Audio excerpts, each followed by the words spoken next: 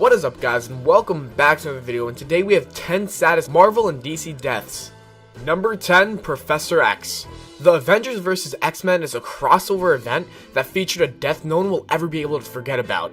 The most tragic part of Charles Xavier's death is not why he died or how he died, it's who killed him. Scott Summers, better known as Cyclops, gives into the corrupting influence of the Phoenix and ends up killing Professor X. The reason why this death was so sad is because Charles was Scott's mentor and they have always seen each other as family. It's hard to find someone that's more sad than Charles being murdered by the man who was considered his son. Some fans really liked the storyline and thought it was necessary for the plot, while others didn't like it at all. Number 9, Blue Beetle. Ted Kord's death is one of the most memorable moments in the DC universe. In the 80-page special Countdown to Infinite Crisis, Blue Beetle discovers an organization that's led by Maxwell Lord. Ted is captured by Lord, who later explains to him that his intent is to use the organization to make sure that metahumans will keep under surveillance and controlled by humans. Lord asks Ted to join his organization, but there's no way Blue Beetle was going to allow himself to betray his superhero friends. Ted refuses to join and says, "Rot in hell, Max." This causes Lord to murder Ted by putting a bullet through his head. Number 8, Jean Grey. This X-Men character has died more times than one can count, but there was this one particular death that stood out the most. The Dark Phoenix saga is a very iconic X-Men storyline that focused on Jean Grey and the Phoenix Force. After Jean's supposed death in the spaceship, she is resurrected by the Phoenix, which made her more powerful than she already was. The major problem with this was that she basically had the power to destroy the whole world. She was put on trial for mass genocide by the Shi'ar Empire. Jean and the X-Men are ordered to fight to death, but she ended her own life because she would rather die as a human than live to become a god. Even though some people joke around about Jean dying all the time, there's no denying that this death was extremely sad. Number 7, Supergirl. It's almost impossible to read the 7th issue of the Crisis on Infinite Earths without shedding at least one tear.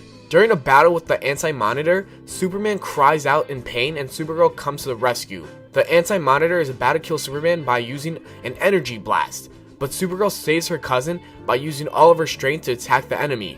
Even though she's very strong, it wasn't enough to defeat the villain because he is way too powerful. The Anti-Monitor kills her by sending a titanic energy blast through her body.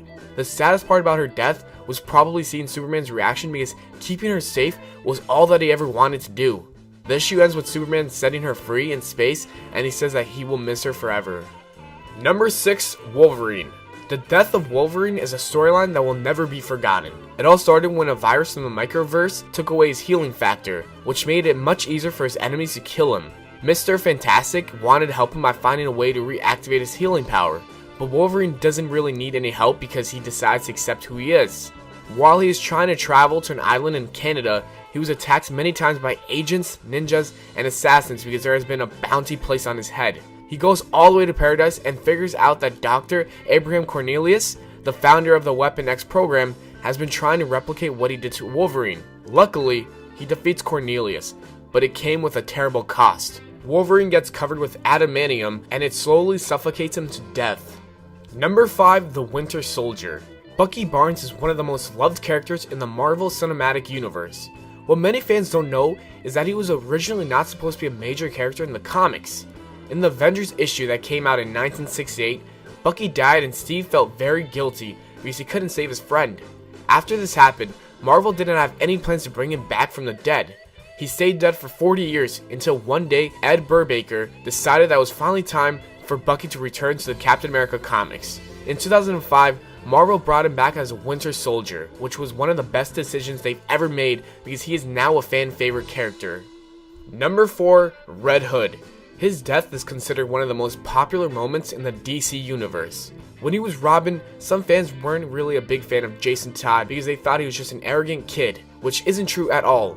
DC made a risky move when they allowed the fans to choose whether or not Jason should live. Sadly, more people voted to kill him off, so that's exactly what DC did. In the death of a family, the Joker brutally beat Jason with a crowbar, and then he blew up the building that he was in. Batman tried to save Robin, but when he arrived at the warehouse, it was already too late.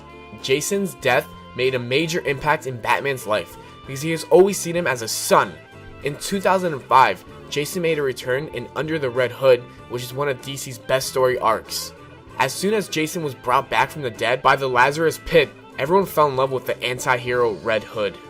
Number 3, The Flash. For this superhero, there are actually two important characters that had a very sad death, and that's Barry Allen and Bart Allen. Let's begin with Barry, who had a heroic death in the 8th issue of Crisis on Infinite Earths. The Anti-Monitor creates a weapon that is powerful enough to destroy many Earths.